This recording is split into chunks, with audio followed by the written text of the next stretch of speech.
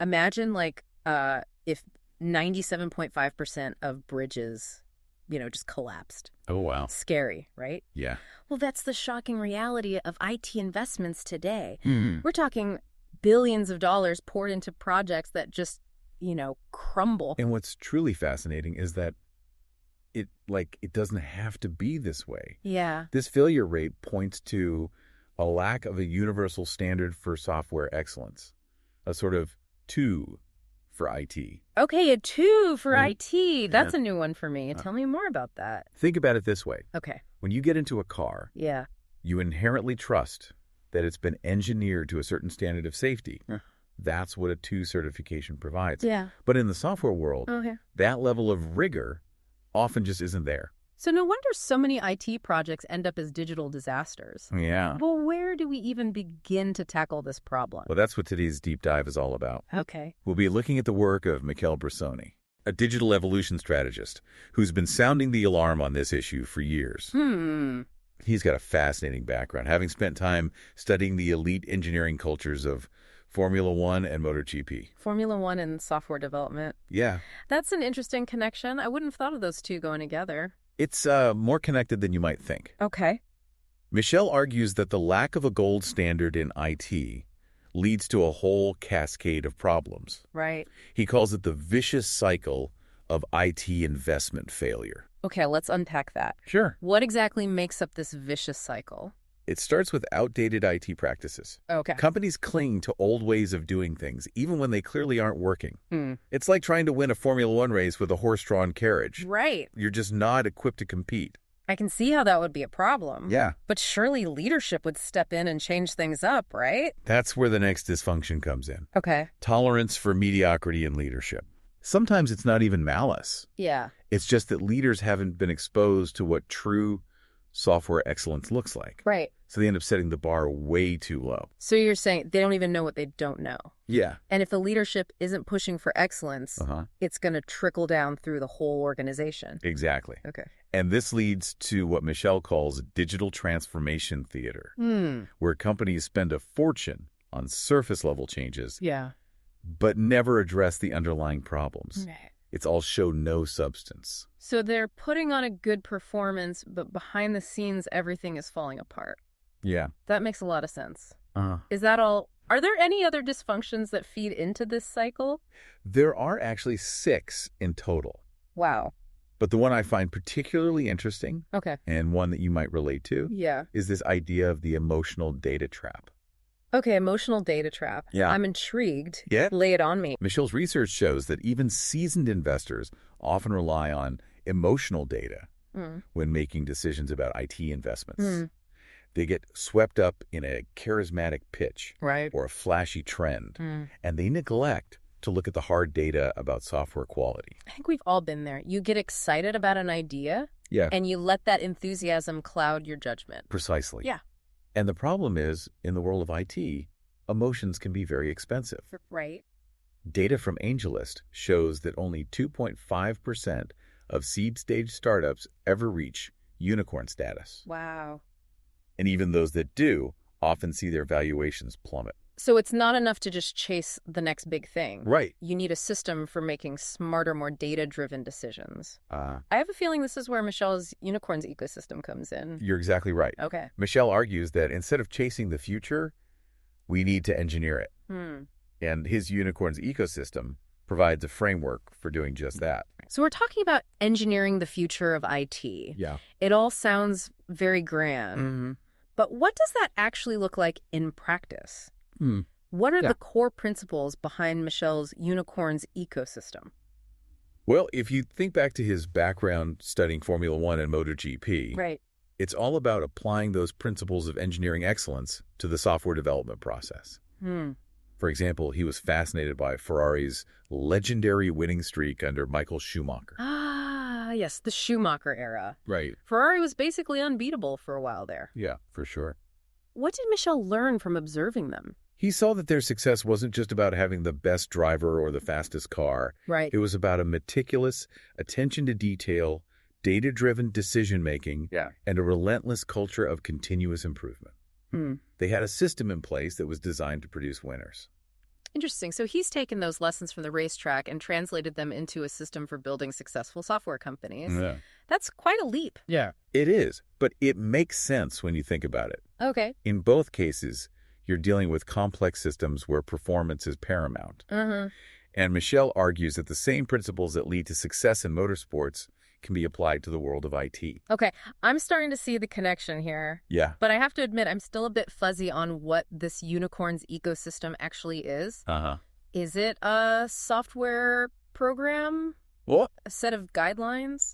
It's a bit of all of those things. Okay. At its core, it's a framework for building high-performing IT teams and creating a culture where excellence is the norm, not the exception. Right. And it's built on a foundation of hard data and behavioral engineering. Behavioral engineering. Yeah. That seems interesting. I'm guessing it's not the same as behavioral psychology, right? Right. It's about understanding how people behave in specific contexts. Okay. And then designing systems that nudge them towards desired outcomes. So in this case, the desired outcome is building better software faster and more efficiently. But how do you actually engineer behavior? It sounds a bit manipulative. It's not about manipulation. Okay. It's about understanding the factors that influence behavior. Yeah.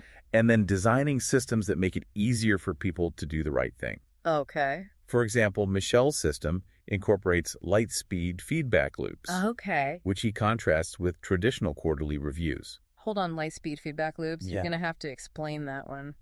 Think about it like this. Okay.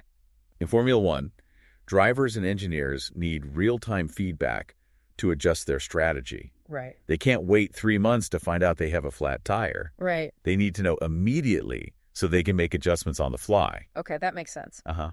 But how do you apply that to software development? The unicorn's ecosystem operates on a 1-week feedback loop.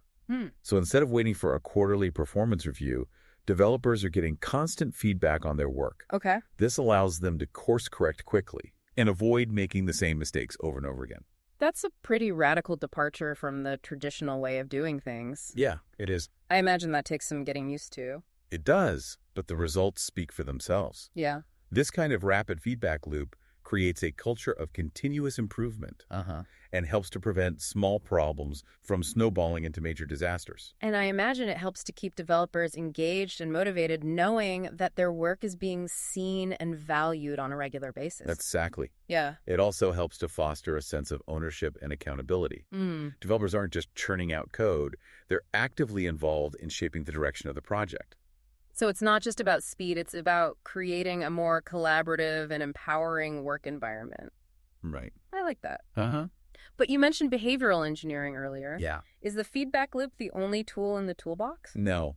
There are other elements at play as well. Okay. Michele's system also incorporates behaviorally engineered OKRs. Now, I know OKRs are objectives and key results. Yeah. I think most people in the tech world are familiar with them. Right. But what makes them behaviorally engineered? It's about going beyond traditional OKRs, Okay. which can often be too vague or abstract. Right. Michele's system focuses on defining very specific, measurable behaviors that are directly tied to achieving the desired outcomes. Can you give me an example? Sure, instead of setting a goal like improve customer satisfaction, Right. which is pretty broad and hard to measure, Yeah. you might break it down into specific behaviors like Okay. respond to customer inquiries within 24 hours, Okay. or proactively reach out to customers who haven't engaged in 30 days. Okay, that's much more concrete. Yeah. And it's something you can actually track and measure. Exactly. So instead of just aiming for a general feeling of customer satisfaction, Right. you're focusing on the specific actions that will create that satisfaction. Exactly. And that's a key principle of behavioral engineering. You break down big amorphous goals into smaller, more manageable behaviors. And then you design systems that make it easier for people to adopt those behaviors. This is fascinating stuff. I'm starting to see how all these pieces fit together. You've got the rapid feedback loops, the behaviorally engineered OKRs, and this overarching philosophy of applying engineering excellence to software development. Right. And it's not just theory. Right. Michele points to real-world examples of companies that have successfully implemented these principles. One example that he highlights is Ducati. Okay. The Italian motorcycle manufacturer, known for its cutting-edge technology and dominant performance in MotoGP. Yeah. Ducati, interesting. What are they doing that's so special? They've embraced data-driven decision-making at every level of the organization. They use sophisticated analytics to optimize their bike's performance. Right. And they have a culture of continuous improvement that permeates the entire company. You know, I've always admired Ducati's engineering prowess. Yeah. They're not afraid to push the boundaries of technology. Yep. And I'm now realizing that their success on the track is probably a direct result of their engineering culture. Exactly. Yeah. And that's what Michel's trying to bring to the world of IT. He believes that software companies can achieve the same level of excellence if they adopt a similar approach. Okay, so we've got a better understanding of the principles behind the unicorn's ecosystem. Right. But I know our listeners are practical folks. They want to know, how can they apply this to their own work? That's a great question, and one we'll explore further after a quick break. So we've been talking about how Michele Brissoni's unicorn's ecosystem can help companies engineer success in IT. Right. But let's get down to brass tacks here. Okay. How can our listeners, many of whom are probably in the tech world themselves, actually apply these principles in their own work? The first step is really about shifting your mindset. Okay. Instead of getting swept up in the hype cycle of the latest tech trends, take a step back and ask yourself, does this technology truly align with our overall goals? Does it solve a real problem we have, or are we just chasing shiny objects? It's like that saying, don't bring a screwdriver to a nail fight. Right. You need the right tool for the right job, and sometimes the simplest solution is the best. Exactly. And that's where the focus on engineering excellence comes in. Okay. It's about building a strong foundation of solid engineering practices, embracing a culture of continuous learning, and always letting data guide your decisions. That data-driven approach seems to be a recurring theme in Michele's work. It is. He's really pushing back against this idea of making IT investment decisions based on gut feelings and intuition. He is. And it's an important point because, as we've discussed, emotions can be very misleading, especially when there's a lot of money on the line. Right. Think back to that statistic about how few seed-stage startups actually reach unicorn status. Yeah. The odds are stacked against you from the start. So you need every advantage you can get. So how can the unicorn's ecosystem help even out those odds? We've talked about the feedback loops and the behaviorally engineered OKRs. But is there anything else that listeners can take away and implement in their own work, even if they're not ready to adopt the entire system? One of the most important things is to cultivate a culture of transparency and psychological safety within your team. Okay. This means creating an environment where people feel comfortable speaking up, sharing their ideas, and admitting when they've made a mistake. That makes sense. If you're trying to build a culture of excellence, you can't be afraid of failure. Right. You have to create a space where people can experiment, learn, and grow. Precisely. And this is where leadership plays a critical role. Leaders need to set the tone for this kind of open and collaborative culture. Okay. They need to be willing to listen to their teams, to embrace constructive criticism, and to create a sense of shared ownership over the project. So it's not just about having the right processes and systems in place. It's about creating the right culture and mindset. Absolutely. And I think that's one of the most powerful insights that Michele brings to the table. Yeah. He understands that building great software isn't just a technical challenge, it's a human challenge. And at the end of the day, it's people who build software. Right. So if you want to build great software, you need to invest in creating a great environment for the people who are building it. Couldn't have said it better myself. Well, we've covered a lot of ground today. We have. We've talked about the alarming failure rate of IT investments, the importance of engineering excellence, and the key principles behind Michele Brissoni's unicorn's ecosystem. Right, we've explored how to create a culture of continuous improvement, the power of rapid feedback loops, and the importance of behaviorally engineered OKRs.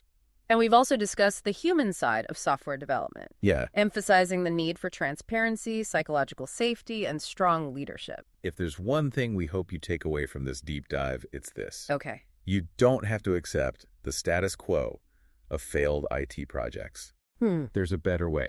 And that better way starts with embracing a culture of engineering excellence. Are you ready to start engineering success in your own work? The next chapter is yours to write. Until next time, keep learning, keep exploring, and keep pushing the boundaries of what's possible. Thanks for listening, and please remember to subscribe to The Forge of Unicorns to stay up to date with our latest episodes.